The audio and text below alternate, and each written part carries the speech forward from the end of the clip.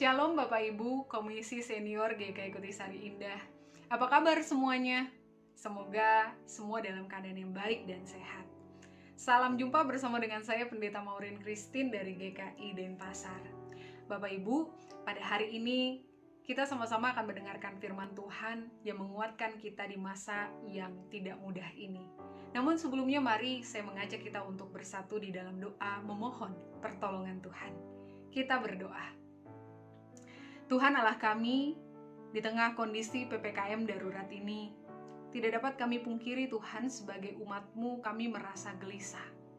Kami semakin takut dan juga merasa semakin tidak berdaya karena kondisi ini membuat semua kami menjadi terbatas. Kami punya begitu banyak pikiran sehingga membuat tidur kami tidak nyenyak.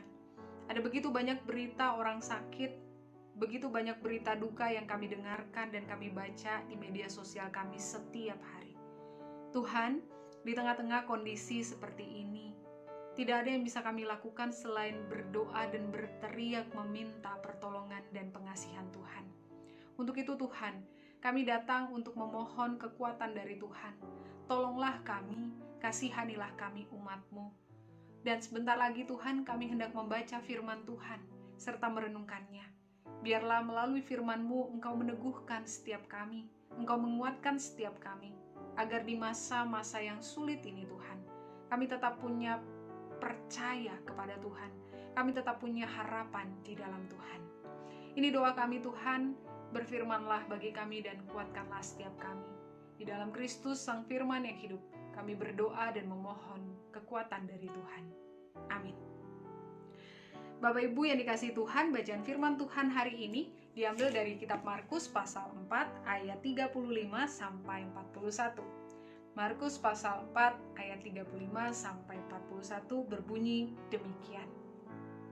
Pada hari itu waktu hari sudah petang, Yesus berkata kepada mereka, "Marilah kita bertolak ke seberang." Mereka meninggalkan orang banyak itu lalu bertolak dan membawa Yesus beserta dengan mereka dalam perahu, di mana Yesus telah duduk dan perahu-perahu lain juga menyertai dia. Lalu mengamuklah taufan yang sangat dahsyat dan ombak menyembur masuk ke dalam perahu, sehingga perahu itu mulai penuh dengan air.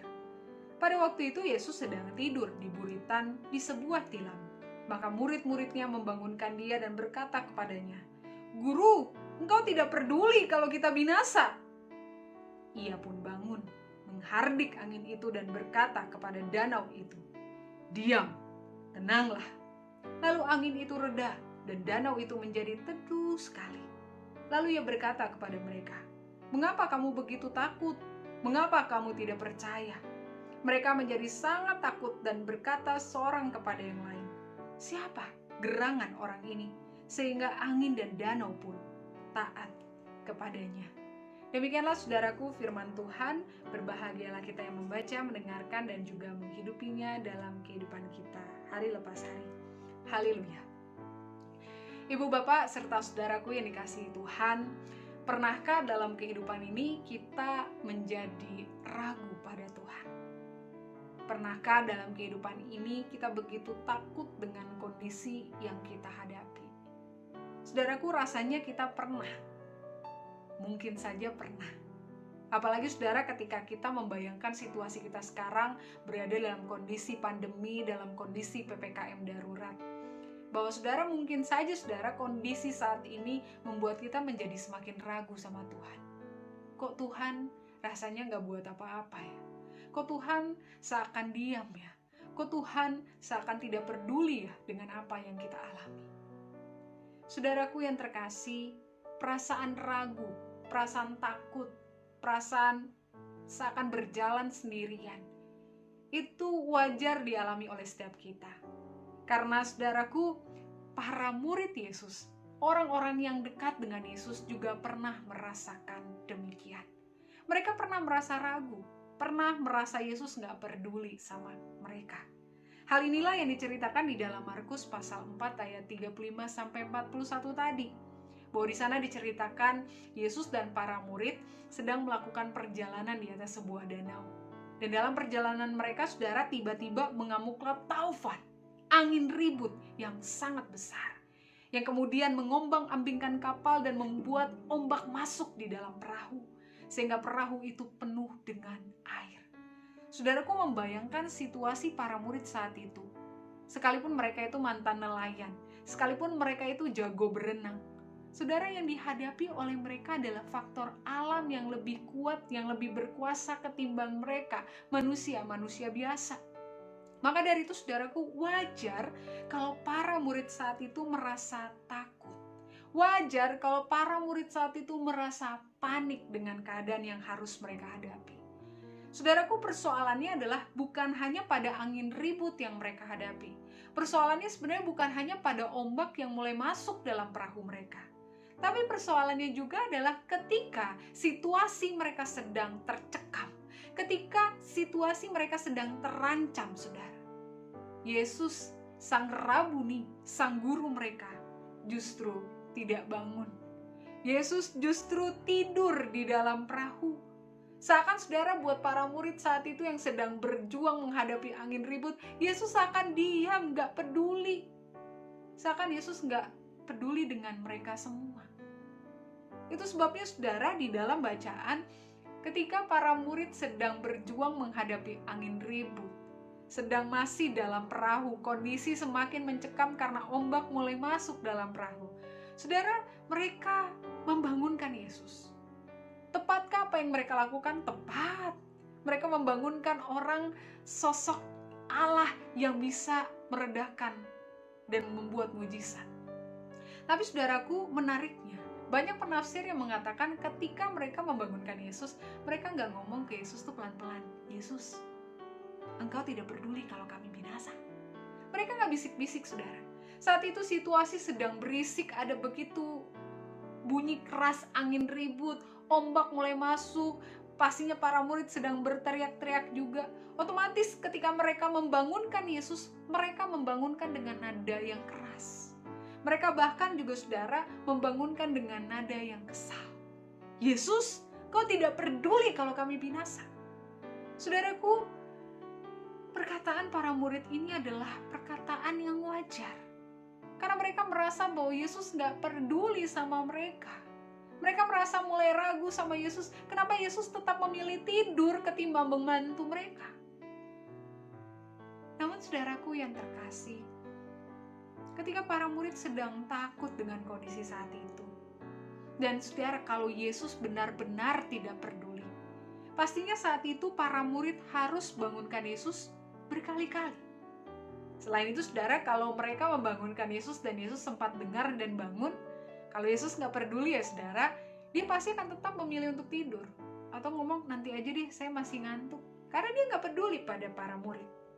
Namun, saudaraku, menariknya ketika bacaan mencatat, setelah para murid satu kali berbicara kepada Yesus.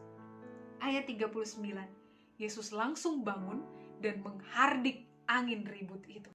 Sehingga kondisi menjadi teduh, menjadi reda. Saudaraku, apa yang Yesus lakukan ini sebagai bentuk kepedulian Yesus. Bahwa Yesus tidur bukan berarti Yesus gak peduli pada para murid. Ketika dia dibangunkan satu kali, dia langsung bangun dan menghardik kondisi yang saat itu sedang mencekam para murid. Dia gak nanya dulu, lagi kenapa? Lagi ngelindur Yesus seakan-akan.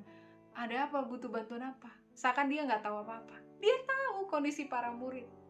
Oleh karena itu, ketika dia tahu kondisi para murid, dia langsung bangun dan menghardik apa yang terjadi. Saudaraku, Yesus memang tidur menutup mata, tetapi dia tidak menutup hati. Itu sebabnya, saudara, dia tetap peduli kepada para murid. Dan apa yang Yesus lakukan pun sebagai bentuk bahwa ia lebih berkuasa ketimbang angin ribut, ketimbang faktor alam yang saat itu dipikir oleh para murid lebih berkuasa dibandingkan mereka.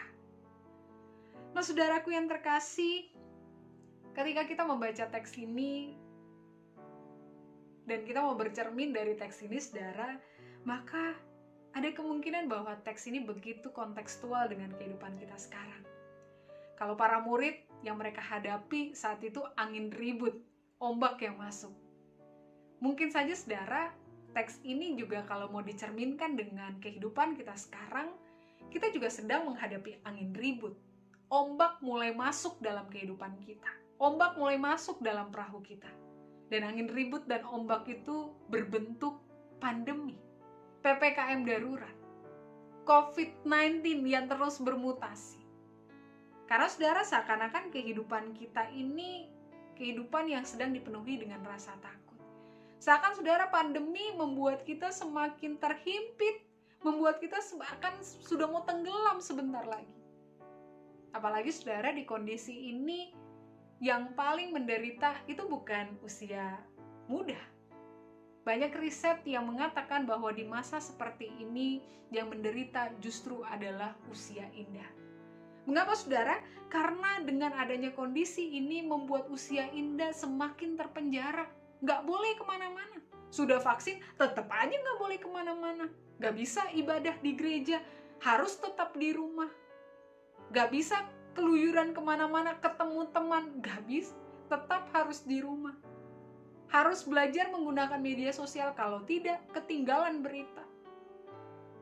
Saudaraku, kondisi ini tentu bukanlah kondisi yang mudah untuk para usia indah. Terhimpit, merasa seakan-akan sudah mau tenggelam, merasa seakan-akan tidak berdaya, merasa seakan-akan Tuhan gak peduli dengan kondisi kita saat ini. Mungkin saja kita alami dan kita rasakan saat ini. Saudaraku yang terkasih, ketika kita merasa perasaan demikian, mari saudara, kita mau sama-sama diingatkan melalui bacaan hari ini. Yang pertama, ingatlah bahwa apapun yang kita hadapi saat ini, seberapa hebat dan sebesar apapun kuasa pandemi saat ini, ingatlah bahwa Tuhan kita lebih berkuasa dari apapun juga. Karena saudaraku, kalau Yesus saja bisa meredakan angin ribut yang lebih berkuasa dibandingkan manusia saat itu, dalam waktu yang sekejap saja, maka harusnya kita percaya Allah kita penuh kuasa dan bisa meredakan kondisi kita saat ini juga. Karena Dia Allah yang berkuasa. Alam saja firman Tuhan katakan tunduk padanya, taat padanya. Maka bersyukurlah kita punya Allah yang maha kuasa. Tapi saudaraku, bacaan juga menceritakan hal yang kedua yang menjadi pesan firman Tuhan buat setiap kita hari ini.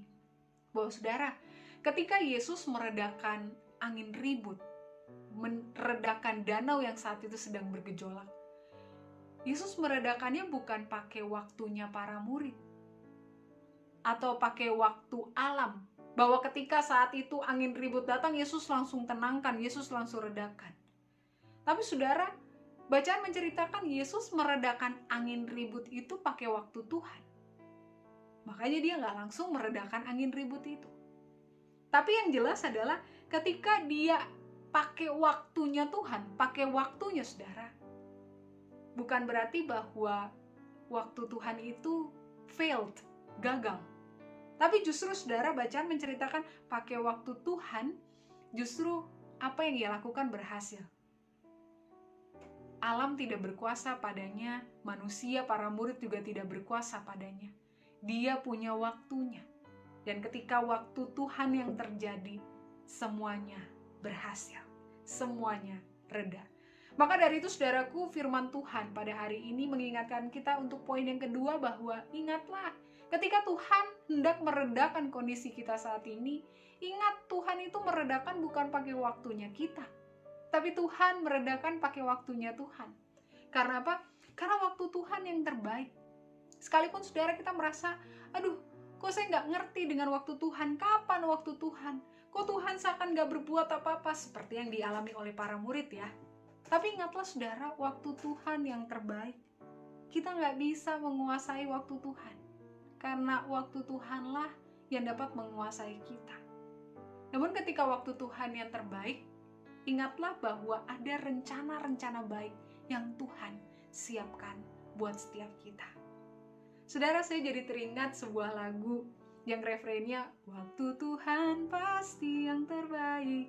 Mari kita nyanyikan bersama-sama refrennya saja sebanyak 2 kali untuk mengingatkan setiap kita, walaupun kita nggak paham dengan rencana Tuhan, walaupun kita nggak tahu kapan waktunya Tuhan, walaupun kita merasa Tuhan meninggalkan kita, Tuhan nggak peduli dengan kita, namun percayalah, ketika waktunya Tuhan tiba, kita nggak pernah dibiarkan Tuhan sendirian.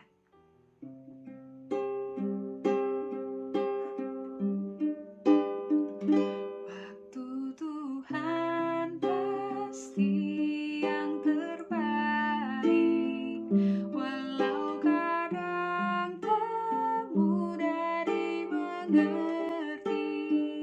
Lewati cobaan, ku tetap percaya waktu Tuhan pasti yang terbaik. Waktu Tuhan pasti yang terbaik, walau kadang tak mudah dimengerti. Lewati cobaan, ku tetap percaya waktu Tuhan pasti yang terbaik. Waktu Tuhan pasti yang terbaik. Bapak Ibu serta saudaraku, ketika kita menanti waktu Tuhan saat ini, mungkin saat ini kita merasa seperti para murid, Tuhan masih tetap gak peduli, Tuhan diam, tidak ada karya Tuhan yang bisa kita rasakan. Saudaraku, ada seorang pemimpin gereja bernama Charles Haddon Spurgeon. Dia pernah mengatakan seperti ini, ketika kita tidak bisa merasakan tangan Tuhan, kita harus percaya pada hatinya. Sekali lagi, ketika kita tidak bisa merasakan tangan Tuhan, kita harus tetap percaya pada hatinya. Kita percaya bahwa hati Tuhan baik. Dan ketika hati Tuhan baik, Dia pasti punya waktu yang baik, menyediakan rencana yang baik untuk setiap kita. Sebab Ia Allah yang setia dan Allah yang peduli dengan kita. Ingat, Ia ada bersama dengan kita dalam perahu kehidupan kita. Untuk itu, percayalah pada kemahakuasaannya, percayalah pada waktunya, dan percayalah pada hati Tuhan yang senantiasa baik. Tuhan memberkati dan menopang kita semua. Amin. Mari kita berdoa. Tuhan, apapun kondisi kami saat ini Tuhan, kami mau belajar untuk meneduhkan diri kami untuk tetap percaya pada waktu Tuhan dan rencana Tuhan. Kami mau tetap percaya pada kuasa Tuhan yang lebih hebat dari apapun juga. Tuhan tingkatkan imun kami, Tuhan tingkatkan iman kami, agar kami terus percaya pada kehendak dan rancangan Tuhan yang baik. Tuhan, biarlah di masa pandemi ini kami tetap aman, dan biarlah Tuhan terus menjaga setiap kami. Kami mendoakan Komisi Senior GKI Kutisari Indah, baik pengurus maupun setiap jemaat.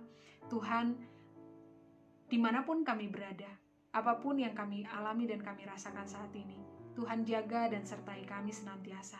Dan biarlah kuasa dan kasih Tuhan terus melingkupi setiap kami. Ini doa kami Tuhan, di dalam Kristus Allah kami yang hidup, kami berdoa dan terus mempercayakan kehidupan kami. Haleluya. Amin.